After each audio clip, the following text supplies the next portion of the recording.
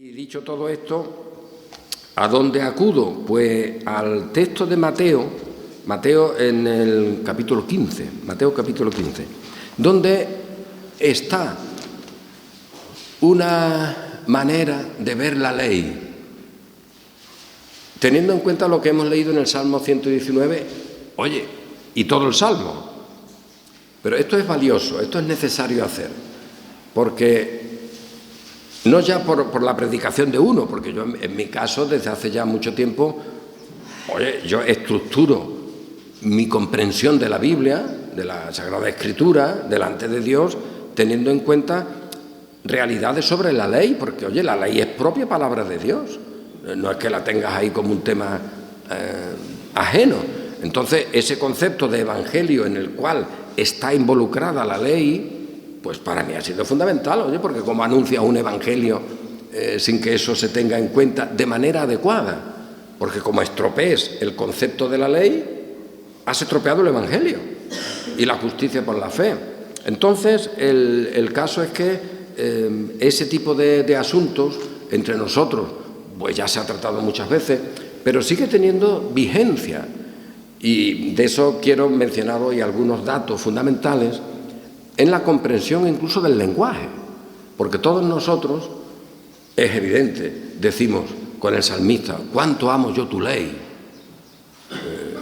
Podemos ir a otro versículo, ¿con qué alumbrará el joven su camino? Con tu palabra. Todas estas expresiones extraordinarias que están en el Salmo 119, y no solo en el Salmo 119, en otros salmos también. Pero bueno, el 119 de manera particular porque es un canto a la propia ley de Dios. Bueno, pues si uno dice, oye, ¿cuánto amo yo tu ley? Y luego te encuentras con otras cosas de la ley que están en la propia Escritura, pues uno parece que tiene ahí un choque, pero eso hay que explicarlo. Y el Evangelio lleva consigo, ¿cuánto amo yo tu ley? El Salmo 1, fijaos, el varón que está con esa ley y que no tiene en cuenta malos consejeros. Los malos consejeros. Eso es notable. Bueno, pues esa realidad entre nosotros se ha tratado muchas veces, pero al final te encuentras con que el mundo evangélico, oye, que te presenta el tema de la ley de una manera que tú dices, cuidado, que muy bien las frases, pero como lo presentes así, la gracia del Señor no la puedes meter ahí. La cruz de Cristo no puede estar ahí. Me acuerdo de un puritano que el hombre decía sobre la ley, luego sacaba algunas enseñanzas un poco raras, pero de la ley decía, vamos a ver, yo no puedo anunciar la cruz, y eso lo hemos dicho aquí muchas veces, sin lo que dice Pablo que ocurre en la cruz, que ahí se han clavado los decretos que nos eran contrarios. ¿Y esos decretos qué son? Pues mira, tiene mucho que ver con la ley de Moisés, con los 5 libros primeros de la Escritura, el Pentateuco. De manera que a veces cuando hablamos de ley hemos de recordar que estamos hablando de ese modelo y de ese pacto. Fíjate, ley y pacto. Bueno, pues ya tienes ahí unas matizaciones, porque luego hay en la obra de Cristo y en su sangre un nuevo pacto. ¿Una nueva ley? Pues en un sentido sí. No la ley antigua, sino la nueva ley, la nueva normalidad, la nueva estructura que se revela. Y ahí al decir tú revelar o revelación, pues ya tienes otra vez una idea con la ley, porque al final la ley de Dios, en un sentido genérico, es la revelación de Dios, la revelación de su voluntad. De manera que, fijaos, empezamos diciendo cuánto amo yo tu ley, luego te das cuenta cómo esa ley aparece en el Nuevo Testamento, también en el Antiguo, pero en el Nuevo Testamento no puede ser justificado por la ley, haber muerto para la ley y cosas de ese tipo. Y tú dices, bueno, a ver, tengo que arreglar esto un poco. ¿Cuánto amo yo tu ley? Que es mi delicia. Pero esa ley, de alguna manera puesta, no es tan deliciosa, en el sentido de que se opone a la cruz. Pues no pasa nada. Ese lenguaje simplemente se articula bien. Normalmente leyendo la Biblia tampoco tienes tantos problemas, pero cuando te aparecen doctrinas sobre la ley, etcétera, pues eso ya complica el tema. Y por eso hoy, básicamente, tomar como base cuánto amo yo tu ley y al mismo tiempo reconocer que hay aspectos del uso de la ley y de la aplicación de la ley que tienen un lugar dentro del Evangelio, pero que no se pueden conservar. Porque si tú predicas la cruz, tienes que predicar que en la cruz se ha clavado algo. Se ha clavado y se ha anulado el acta de los decretos que había contra nosotros. Por lo tanto, si tú tienes la cruz, no puedes tener lo otro vivo. La cruz ha matado eso. Y como no la presentes así, será una cruz en la que no mata nada, sino que deja a todo el mundo vivo, para que luego con sus obras siga adelante. Eso la Iglesia de Roma lo ha mantenido muy doctrinalmente desde siempre, pero en las iglesias evangélicas, sobre todo en las más ortodoxas, así reformadas, estas cosas son complicadas.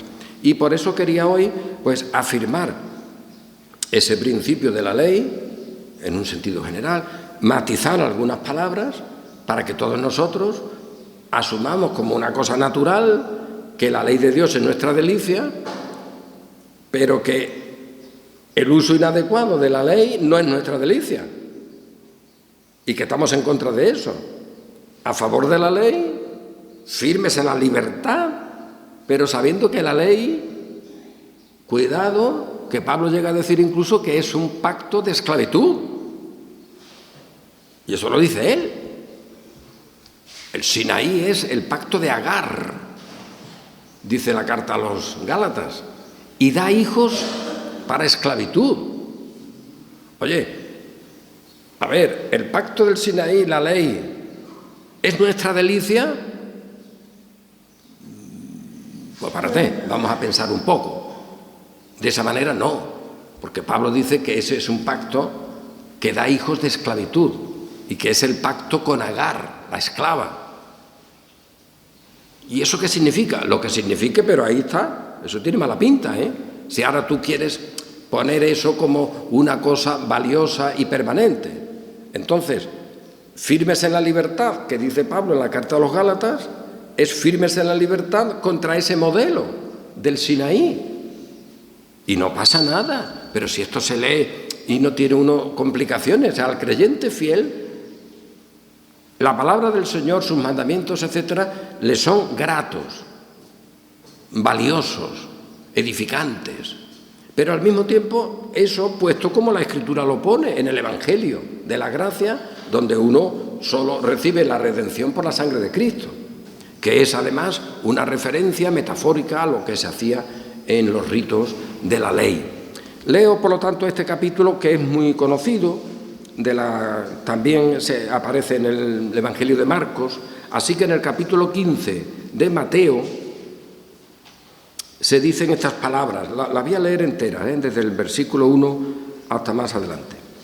Entonces se acercaron a Jesús ciertos escribas y fariseos de Jerusalén, diciendo: ¿por qué tus discípulos quebrantan la tradición de los ancianos? Porque no se lavan las manos cuando comen pan. Esto ya se sabe, no es que era por si las llevas sucias te las lavas, pero es un acto ritual.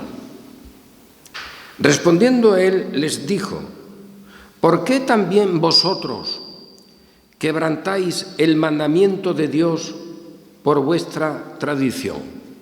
Esto es esencial, Cuidado con las leyes, cuidado con las leyes morales, cuidado con que sin la santidad nadie verá al Señor, que los fariseos te decían esto todos los días, Porque Dios mandó diciendo: honra a tu padre y a tu madre, y el que maldiga al padre o a la madre muera irremisiblemente.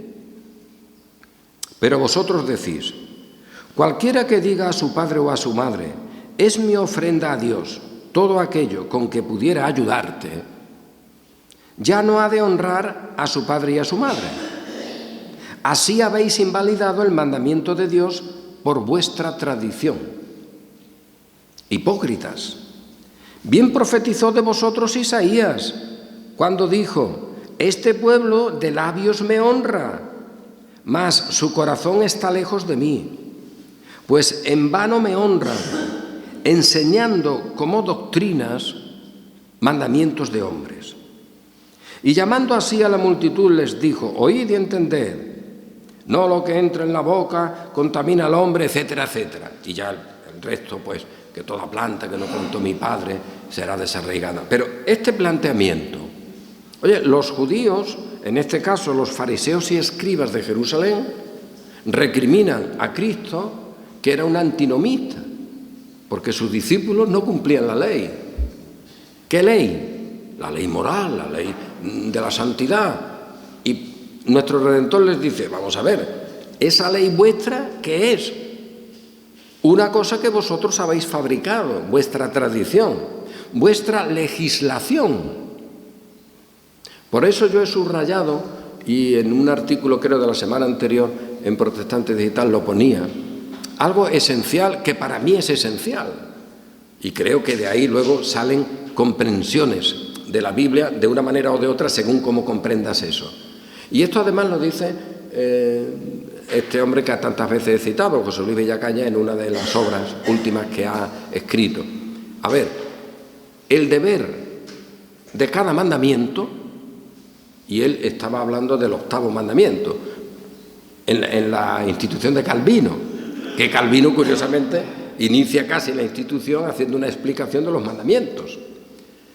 Pero en el 8º mandamiento, Calvino, con un lenguaje de su momento que no tiene en cuenta algunas cosas actuales, pero que ya es tremendamente enriquecedor, él llega a decir, básicamente lo que este autor dice, y lo que yo creo, vamos, totalmente, a ver, el deber del mandamiento no puede ser legislado.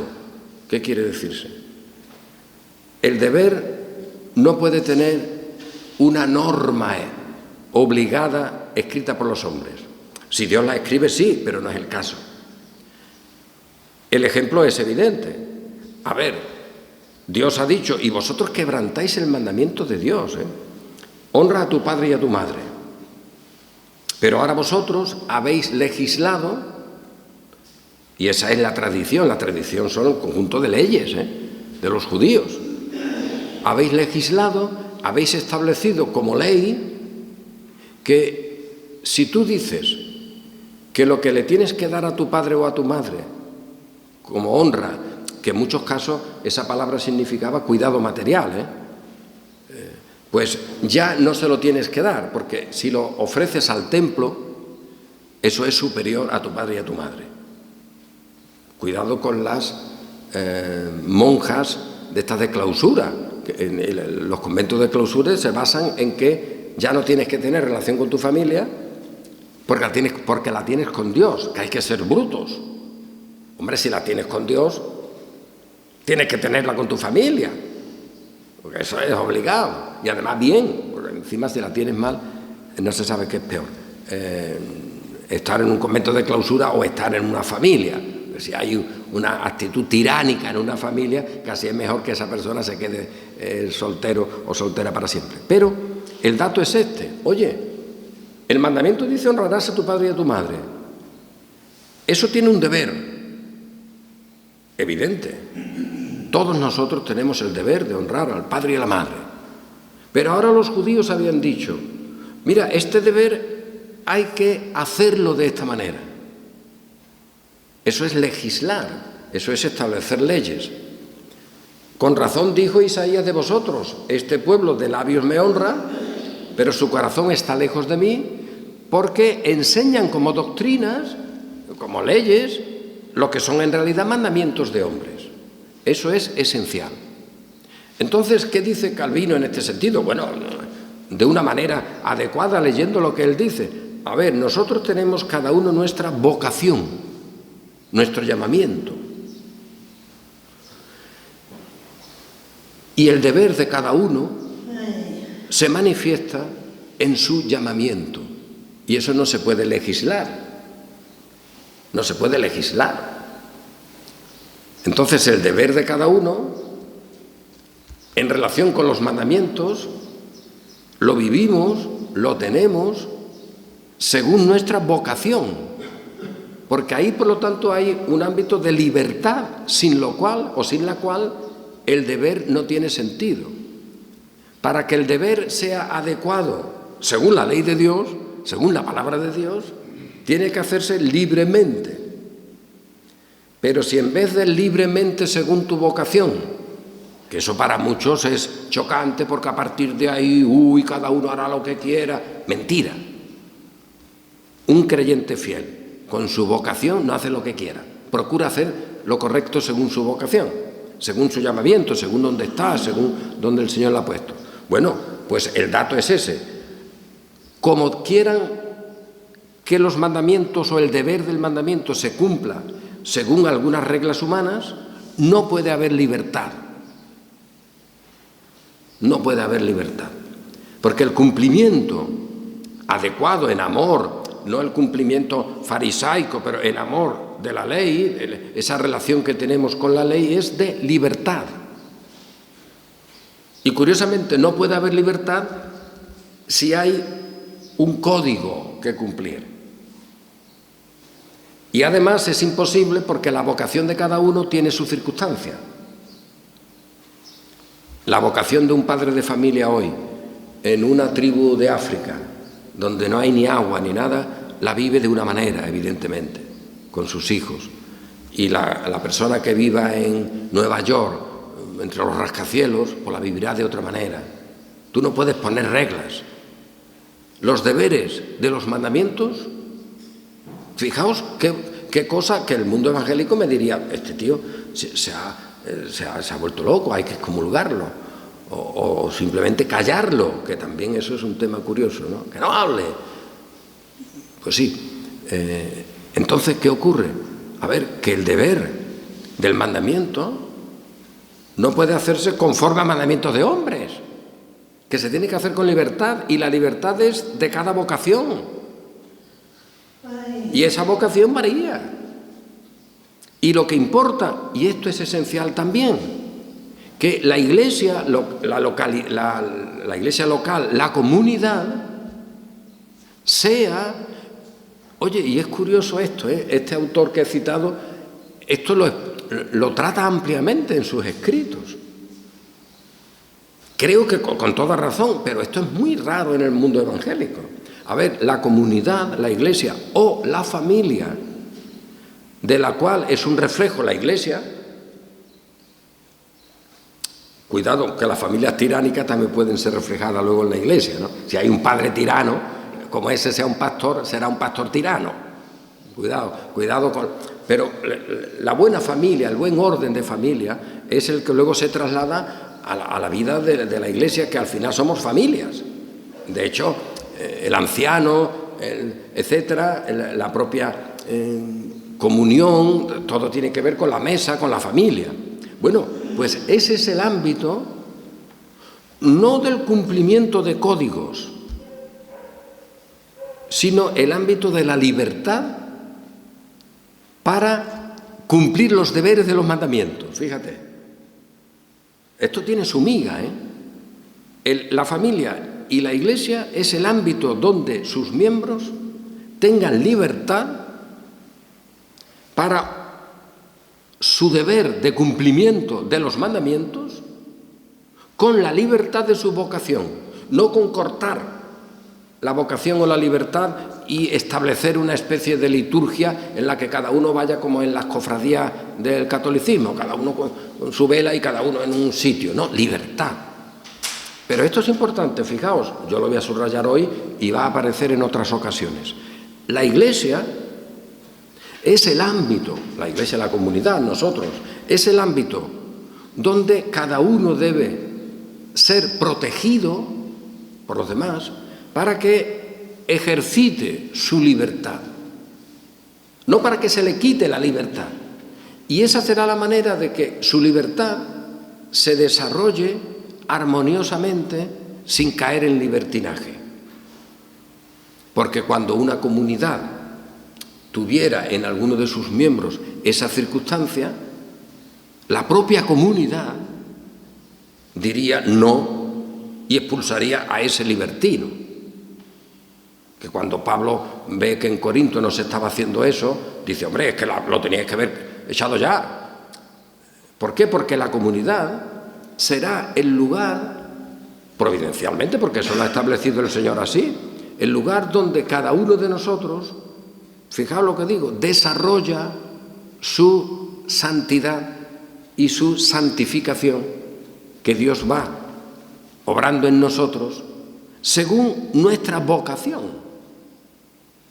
Y la vocación es, oye, el trabajo de cada uno, los jóvenes pues para estudiar, en algunos casos estarán medio perdidos, pero su relación con la familia, el saberse protegidos, no para que se le quite su libertad, sino para que se pueda ejercer en armonía como Dios hace con nosotros, en comunión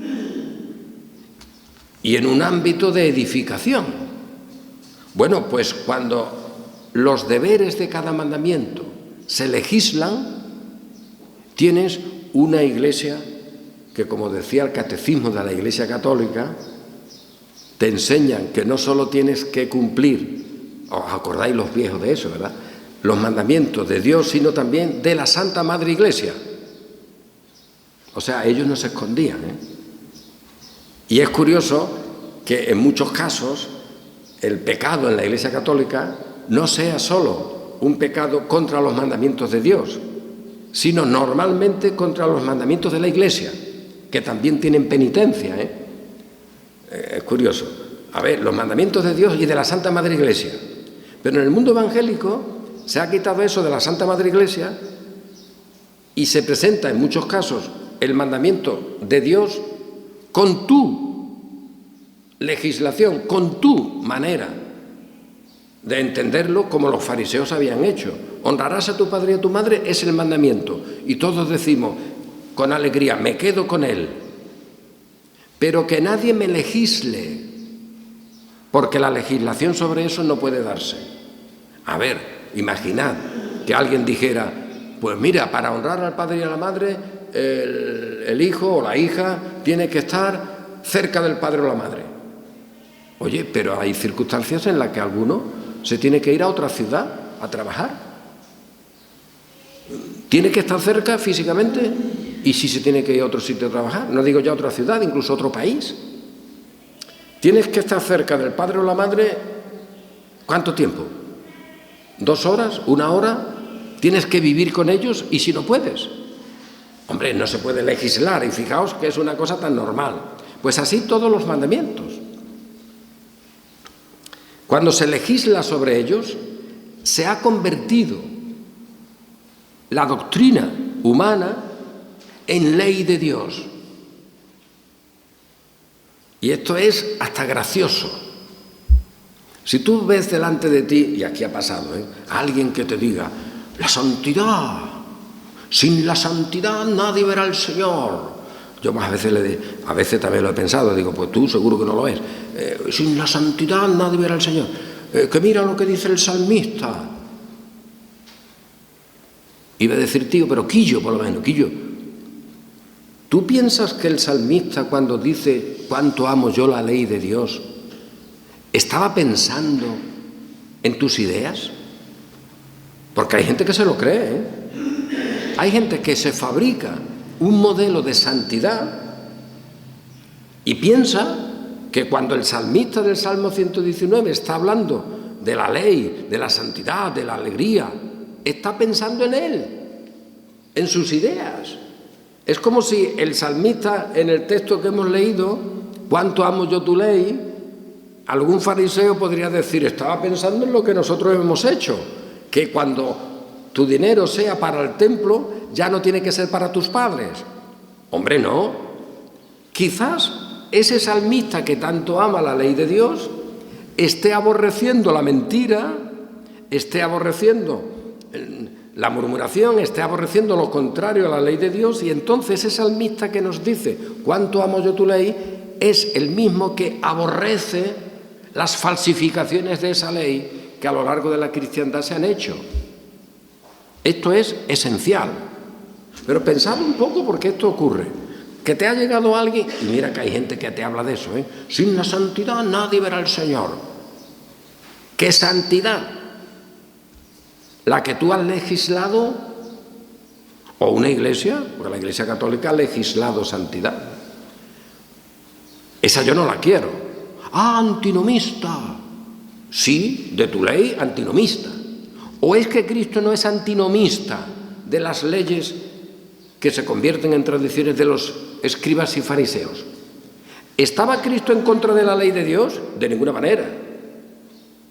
Pero vosotros habéis cambiado la ley de Dios en algo que ya no es contrario a la ley de Dios con vuestras tradiciones. Eso sigue pasando hasta el día de hoy. Y nosotros, como una iglesia libre, hemos de tener en cuenta que somos libres en la palabra del Señor, para enfrentarnos contra todos los que pretenden, con sus tradiciones, quitarnos nuestra libertad.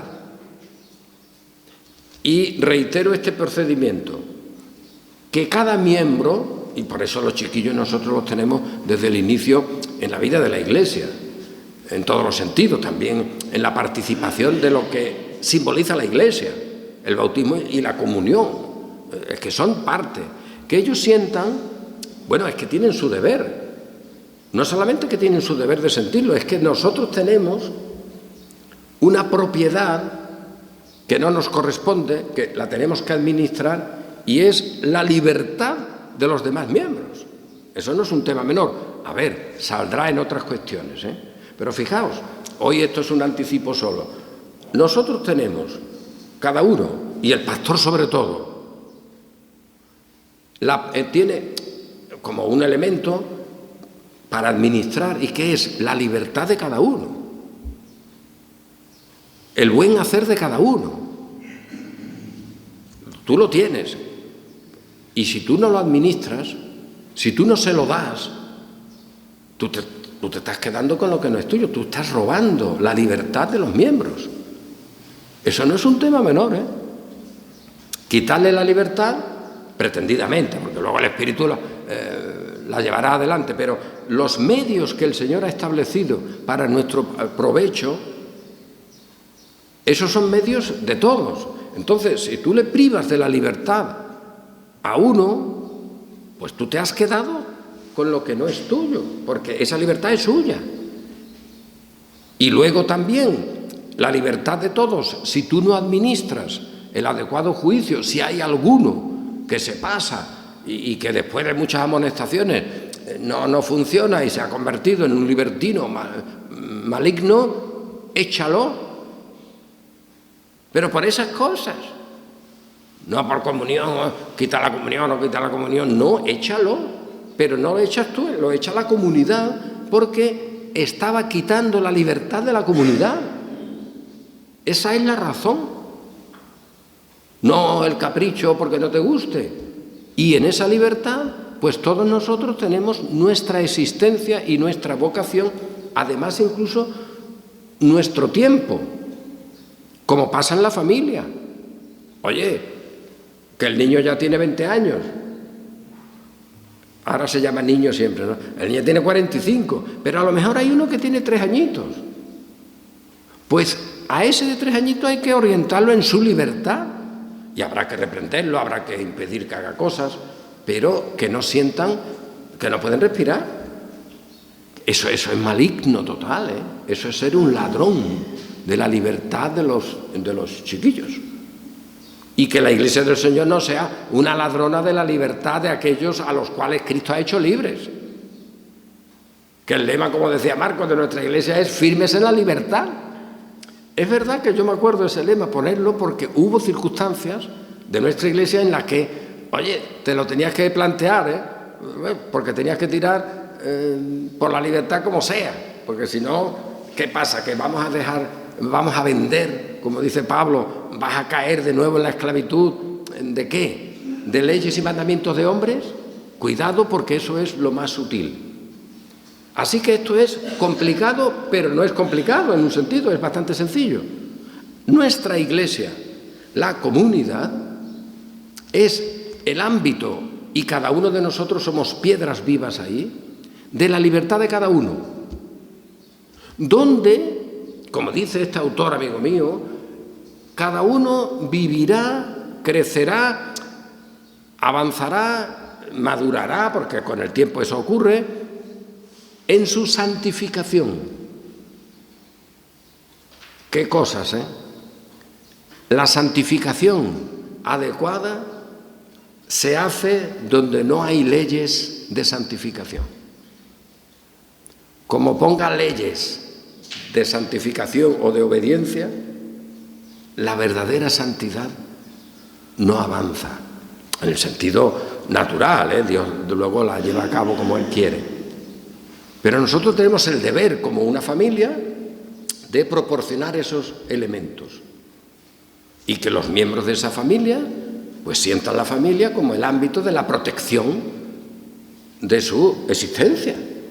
Pero esa existencia incluye la libertad como hijos de Dios. Y la Iglesia debe ser ese ámbito y nosotros hemos de procurar mantenerlo. Y digo mantenerlo porque entre nosotros siempre ha sido así. Gracias a Dios, vaya, no es tampoco porque alguno haya hecho o haya un grupo especial, ¿no? Sino porque gracias a Dios hemos asumido siempre que el bien de cada uno es su propia libertad como creyente. Porque al final, ¿quién edifica? La palabra de Dios, no los mandamientos de hombres. Así que fijaos, la santidad no puede darse, es decir, que no podemos ser santificados donde nos impongan normas de santificación. Y esto tiene un abanico grande de circunstancias. Hay muchas iglesias donde su santidad son las normas de santidad que la Iglesia pone. 0. Contra eso, a muerte. Vamos, es que eso es la destrucción de la Iglesia, la destrucción de nuestros jóvenes, la destrucción de la santidad. Y nosotros que amamos la ley de Dios, pues fíjate, por eso estamos en contra de las leyes de santificación, porque las rituales las puso el Señor y esas se cumplieron y tuvieron un valor adecuado. Es palabra de Dios, incluso los rituales, eso Calvino lo subraya. Es curioso que Calvino, cuando habla de los antinomistas, se refiere en muchos casos a los anabaptistas que despreciaban las leyes rituales de la ley.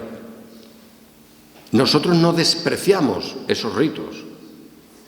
Reconocemos que son palabra de Dios, revelación de Dios, pero ya no están. Es que para reconocer que ya no están no tienes que despreciarlos. Y los anabaptistas lo hacían. Y Calvino los llama antinomistas, porque estaban en contra de las leyes rituales en el sentido teológico, que se burlaban de ellas como si fueran un pueblo despreciable, el judío que tuvo que el Señor darle esas leyes porque no tenían la capacidad de ellos de estar directo con el Espíritu Santo. Ese era el discurso. Y Calvino dice, estos son antinomistas, porque están en contra de la ley, en el sentido ritual. Y no era que Calvino dijera vamos a conservarla, sino darle el valor de palabra de Dios, de voluntad de Dios que se ha cumplido. Y por eso, y termino, pues fíjate, cuando estamos ya en esta circunstancia de reflexión, todos nosotros nos unimos al salmista y decimos, cuánto amo yo tu ley, todo el día es ella mi meditación, y recordamos el Salmo 1. Pero en el mismo texto se habla de los juicios de Dios, porque ley y juicios de Dios es igual, o estatutos, o revelación, o voluntad. Esa es la clave. ¿Cuánto amo yo tus estatutos? ¿Cuánto amo yo tu voluntad? Eso, lo he dicho más de una vez, arregla problemas, ¿eh? Si en vez de ley pones voluntad, te mueves mejor. Y es correcto ponerlo, porque la ley de Dios es su voluntad. Pero si decimos, ¿cuánto amo yo tu voluntad? En esa voluntad somos santificados. Pero no como el mundo cristiano quiere santificarnos, sino como Él hizo con una obra perfecta una sola vez para siempre. La voluntad de Dios, la voluntad del Mesías. Y luego todo eso también nos lleva a reconocer que dentro de esa voluntad está que en la cruz del Mesías se clavaran los decretos que nos eran contrarios. Y por lo tanto nosotros ya no tenemos ningún problema. Podemos decir, al leer el texto, por ejemplo, en Marcos, la ley y los profetas... No, en Marcos no, creo que está en Lucas eso. La ley y los profetas fueron hasta Juan, el Bautista. A partir de entonces se anuncia el reino. La ley, ¿hasta Juan? ¿Se refiere el salmista cuando dice cuánto amo yo tu ley, que tu ley es eterna? ¿A eso? Hay un matiz. No tenemos problema. Si decimos cuánto amo yo tu voluntad, y en tu voluntad está que esta modalidad de la ley y este tiempo de la ley sea, y de los profetas sea, hasta Juan. Porque cuando Juan el Bautista viene anunciando al Mesías y el nuevo tiempo, el año de la buena voluntad del Señor, pues hay una nueva situación en la voluntad de Dios. Y lo que parecía tan chocante deja de serlo si nos atenemos solo a la Escritura. Esas cosas tienen ese sentido, porque si no, fíjate, el salmista que estaba hablando de una ley que le encantaba hasta Juan, o cuando en el Evangelio de Juan se dice, la ley por Moisés fue dada,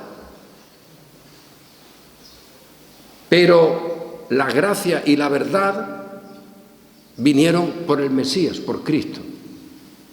Otra vez diría uno ahí, uy, ¿qué pasa aquí con la ley? La ley por Moisés fue dada, ¿y eso qué significa? Es algo peyorativo, pero la gracia y la verdad vinieron por Jesucristo. No pasa nada. Vamos al Salmo 119 y decimos, nos alegramos en la ley de Dios, en su voluntad, y en esa voluntad está que la ley, en un sentido, es un pacto de esclavitud, como dice Pablo a los Gálatas, que da hijos para esclavitud. No pasa nada. Es que todo eso está dentro de la voluntad de Dios, en la cual nos alegramos. Y al alegrarnos con el salmista en la ley de Dios, globalmente, estamos alegrándonos en los pasos que con la ley de Dios, Dios en su voluntad ha dado, y entre esos pasos está que hemos muerto para la ley y tenemos que morir para la ley para vivir con Cristo. Y que el poder de la ley no puede salvarnos, pero tampoco ya condenarnos. Y esa es la alegría del creyente, que se goza y alegra en la ley de Dios, es decir, en su voluntad, y dentro de su voluntad están todas estas circunstancias. Y esto nosotros lo vivimos de una manera natural, sin complicarnos, excepto que luego por las doctrinas de hombres nos traen multitud de complicaciones. Pero eso es otro tema y ahí estaremos alerta, en fin, previniendo sobre todo que nunca nos hagamos esclavos de los hombres. A libertad hemos sido llamados. Y que esa libertad, entre todos, la conservemos, nos animemos a ella y que nos alegremos en ser piedras vivas del edificio. Piedras vivas. Aunque no se vean, porque hay algunos que solo quieren ser piedras visibles, o sea, solo quieren estar en la fachada, tú. No, piedras vivas, cada uno ofreciendo sacrificios espirituales. ¿Y dónde estás en el edificio? Donde el Señor te haya querido poner. Mira el ejemplo del cuerpo, que a veces los órganos más esenciales no se ven, pero hay gente que, oye, que lo que quiere es tener la santidad de la fachada. Vete a las catedrales, que ahí hay muchas fachadas y mucha santidad. Lárgate a las catedrales. En la comunidad del Señor no hay nada visible. Lo único visible es la gloria del Redentor. Y cada uno de nosotros, piedras vivas en nuestra vocación. Y por lo tanto con libertad, con la libertad con la que el Señor nos ha hecho libres. Hasta aquí hemos llegado en esa libertad. Ese escudo lo pone, y lo pone porque esta historia de nuestra congregación tiene esa circunstancia, y lo seguimos manteniendo, firmes en la libertad. Y que el Señor, que hasta aquí nos ha guardado en ella, pues también siga guardándonos en el futuro. Y ahora vamos a participar juntos del pan y del vino.